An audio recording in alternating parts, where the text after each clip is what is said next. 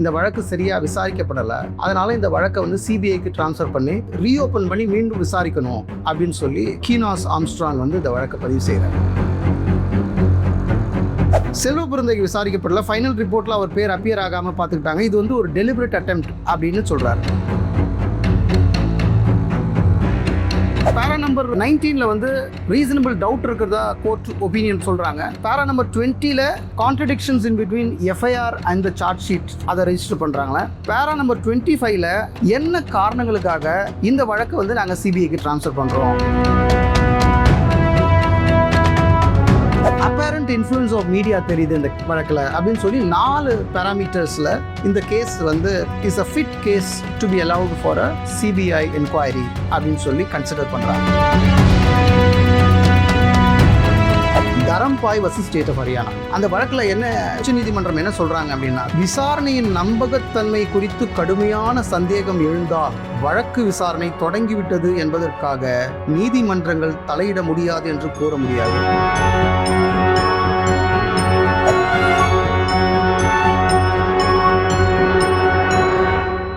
நம்ம சமூகத்தில் பல கொலை வழக்குகளை நம்ம பார்த்துருக்கோம். அதில் கொடூரத்திலும் மிக கொடூரமான ஒரு கொலை வழக்கு அப்படின்னு சொன்னோம்னா பிஎஸ்பி தலைவர் திரு கே ஆம்ஸ்ட்ராங் அவருடைய கொலை வழக்கு. 5/7/2024 அன்று தன் வீட்டு பக்கத்தில் உள்ள ஒரு இடத்துல திரு ஆம்ஸ்ட்ராங் அவர்கள் கொலை செய்யப்படுறாரு. இது சம்பந்தமா வந்து செம்பியம் போலீஸ்ல எஃப்ஐஆர் நம்பர் 293 ஆஃப் 2024 பதிவு செய்யப்பட்டு விசாரிக்கப்பட்டு அக்டோபர் 2024 7411 பக்கங்கள் கொண்ட சார்ஜ் ஷீட்டை ஃபைல் பண்ணி அவங்க குற்றம் சாட்டப்பட்டவர்ல 30 பேர் அக்யூஸ்டு. அந்த 30 அக்யூஸ்ட்ல 28 பேர் அரெஸ்ட் பண்ணியிருக்காங்க போலீஸ்.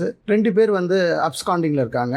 அவங்களுக்கு வந்து இன்டர்போல் நோட்டீஸ் கொடுத்துருக்காங்க போலீஸ். இது சம்பந்தமா கேஸ் நடந்துட்டு இருக்கும் போது வழக்கு ஆல்மோஸ்ட் முடிஞ்சு அவங்களுக்கு வந்து தீர்ப்பும் வந்து அவங்க வந்து தண்டனை பெற்றுட்டாங்க குற்றவாளிகள். இந்த சமயத்தில் வந்து இமானுவேல் என்கிற கீனோஸ் ஆம்ஸ்ட்ராங் அவர் வந்து ஸ்லெயின்ட் பிஎஸ்பி லீடர் ஆம்ஸ்ட்ராங் அவருடைய பிரதர், அவர் வந்து ஒரு வழக்கு ஒன்று சென்னை உயர்நீதிமன்றத்தில் பதிவு செய்கிறார். என்ன சொல்கிறார் அப்படின்னு கேட்டிங்கன்னா, இந்த வழக்கை வந்து சிபிஐக்கு ட்ரான்ஸ்ஃபர் பண்ணுங்கள், இந்த வழக்கு சரியாக விசாரிக்கப்படலை, அதனால் இந்த வழக்கை வந்து சிபிஐக்கு ட்ரான்ஸ்ஃபர் பண்ணி இந்த வழக்கை வந்து ரீஓப்பன் பண்ணி மீண்டும் விசாரிக்கணும் அப்படின்னு சொல்லி கீனாஸ் ஆம்ஸ்ட்ராங் வந்து இந்த வழக்கை பதிவு செய்கிறார். இதில் அவர் சொல்கிற ப்ளீ அல்லது ப்ரேயர் அல்லது ப்ளீடிங்ஸ் என்ன அப்படின்னு கேட்டிங்கன்னா, போலீஸ் தரப்பு வந்து முக்கியமான 3 விட்னஸை வந்து இந்த வழக்கு சம்மந்தமாக விசாரிக்கப்படலை. அதுக்கப்புறம் வந்து இந்த வழக்கில் வந்து வெடிமருந்து அல்லது எக்ஸ்ப்ளோசிவ்ஸ் வந்து இந்த அக்யூஸ்டு சோ கால்டு அக்யூஸ்டு வந்து எதுக்காக அந்த வெடிப்பொருட்கள் வந்து மெட்ராஸ் ஹைகோர்ட் உள்ளேயும் ஒமந்தூரார் எஸ்டேட் உள்ளேயும் எடுத்து போகப்பட்டது விசாரிக்கப்படலை. பேசிக்கலாக அவருடைய குற்றச்சாட்டு என்னன்னு கேட்டிங்கன்னா, 3 விட்னஸஸ் வந்து விசாரிக்கலை போலீஸு. 2வது வந்து எக்ஸ்ப்ளோசிவ்ஸ் வந்து எடுத்துக்கிட்டு ஓமந்தூரார் எஸ்டேட் மற்றும் மெட்ராஸ் ஹைகோர்ட் உள்ளே போயிருக்காங்க. எடுத்துகிட்டு போன அந்த எக்ஸ்ப்ளோசிவ்ஸ் யாருக்காக எடுத்துகிட்டு போகப்பட்டது, எப்படி உள்ளே போச்சு, ஹை செக்யூர்ட் ஜோன் உள்ள அப்படின்றத பற்றி விசாரிக்கப்படல, அதை பற்றி எங்கேயுமே விசாரணை வளையத்துக்குள்ளே கொண்டு வரல அப்படின்றது குற்றச்சாட்டாக வைக்கிறாரு. விட்னஸஸ் 209 பேரை விசாரித்திருந்தாலும் அக்யூஸ்டுக்கு வந்து ஐடென்டிஃபிகேஷன் பரேட் நடத்தப்படல. அதுதான் அவரோட அலிகேஷன்ஸு.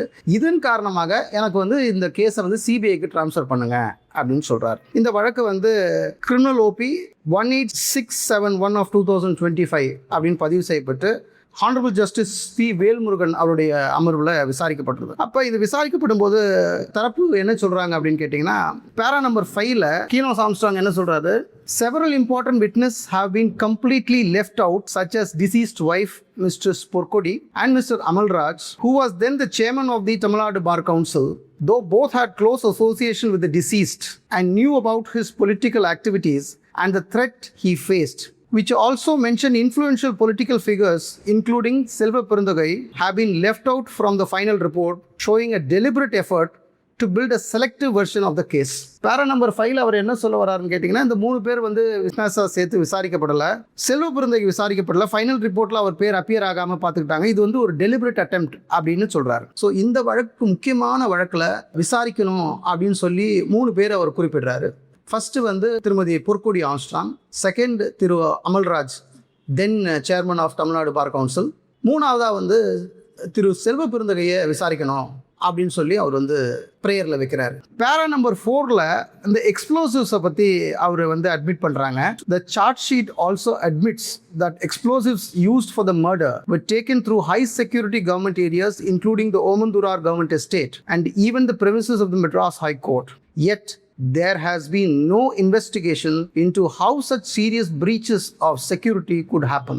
ஸோ என்ன சொல்கிறாங்க, இந்த எக்ஸ்ப்ளோசிவ்ஸ் வந்து மெட்ராஸ் ஹைகோர்ட்டுக்குள்ளேயும் ஓமந்தூரார் கவர்மெண்ட் எஸ்டேட்டுக்குள்ளேயும் எடுத்துகிட்டு போயிருக்காங்க அப்படின்னு சார்ட் ஷீட்டில் மென்ஷன் பண்ணப்பட்ட போதிலும் இதை பற்றிய விசாரணை ஏன் செய்யப்படலை அப்படின்றது கீனோஸ் ஆம்ஸ்ட்ராங் வந்து கோர்ட்டில் ஒரு கேள்வியாக எழுப்புறார். இதுக்கு வந்து ஸ்டேட்டில் என்ன ரெஸ்பான்ஸ் கொடுக்குறாங்க அப்படின்னு பார்த்தீங்கன்னா, பேரா நம்பர் 12 இந்த ஜட்ஜ்மெண்ட்டில் additional advocate general pointed out that the investigation was meticulous, including the recovery and forensic analysis of 13 knives, an axe, country-made bombs, 8 two-wheelers and 4 four-wheelers, a Zomato dress, a bag, 27 cell phones and cash totaling 63,13,000 were seized from the arrested accused. Additionally, one country-made pistol and 4 9mm bullets were seized. It is further submitted that the critical evidence such as mobile phones recovered from the Kosasthalayar river. So ஸ்டேட்டில் என்ன சொல்கிறாங்கன்னு கேட்டிங்கன்னா, நாங்கள் வந்து 13 எடுத்திருக்கோம், அதுக்கப்புறம் country palms எடுத்திருக்கோம், 8 டூ-வீலரை cheese பண்ணியிருக்கோம், 4 காரை சீஸ் பண்ணியிருக்கோம், ஜொமேட்டோ ட்ரெஸ் எடுத்திருக்கோம், 27 செல்ஃபோனை கான்ஃபிஸ்கேட் பண்ணியிருக்கோம். இதெல்லாம் தவிர கேஷ் 63,13,000 நாங்கள் வந்து இந்த கேஸில் சீஸ் பண்ணியிருக்கோம் அப்படின்னு சொல்லி ஸ்டேட் சைடை, அதாவது தமிழ்நாடு ஸ்டேட் சைடில் ரெப்ரசென்ட் பண்ணுறாங்க கோர்ட்டில். Now coming to the court observation, court opinion என்ன சொல்கிறாங்க அப்படின்னு கேட்டிங்கன்னா, பேரா number 19ல on careful consideration of the materials on record, this court finds that certain aspects of the investigation raise genuine doubts.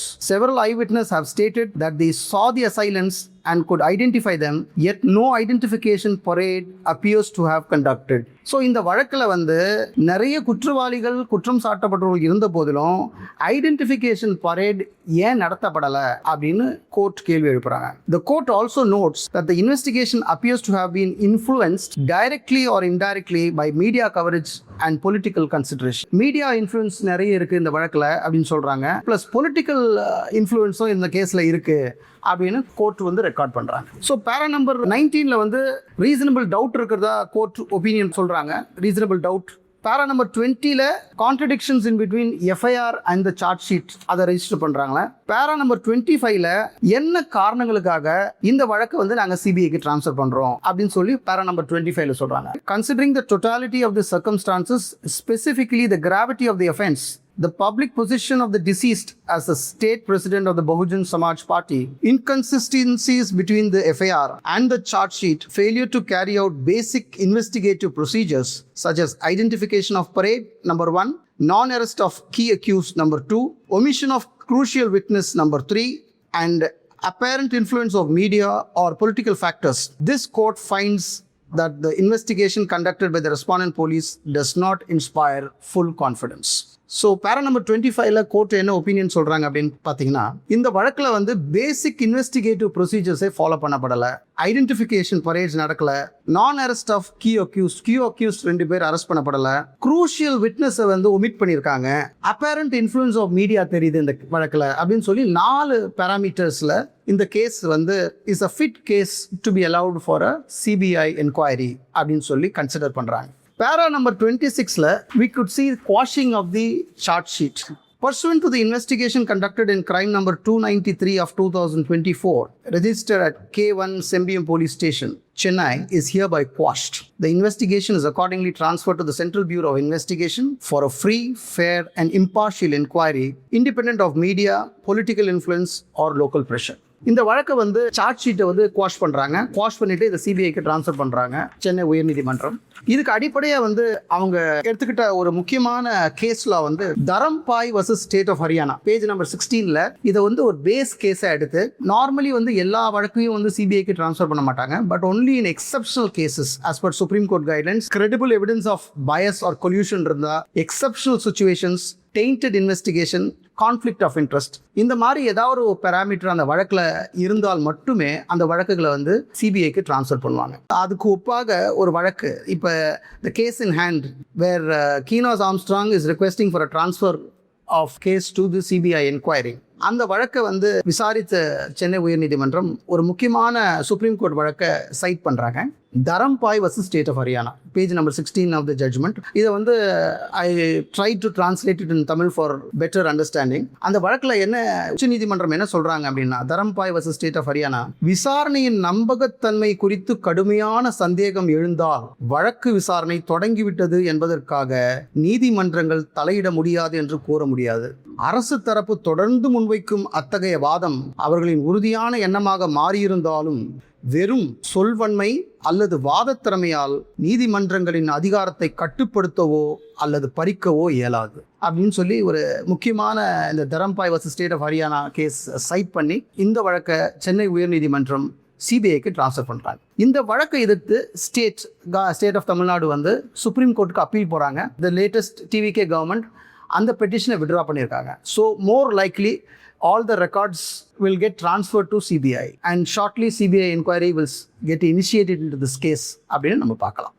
இந்த வழக்கில் கிட்டத்தட்ட 250 விட்னஸ் விசாரிக்கப்பட்டிருக்காங்க. 30 அக்யூஸ்ட்ல 28 அக்யூஸ்ட் வந்து அரெஸ்ட் பண்ணிட்டாங்க.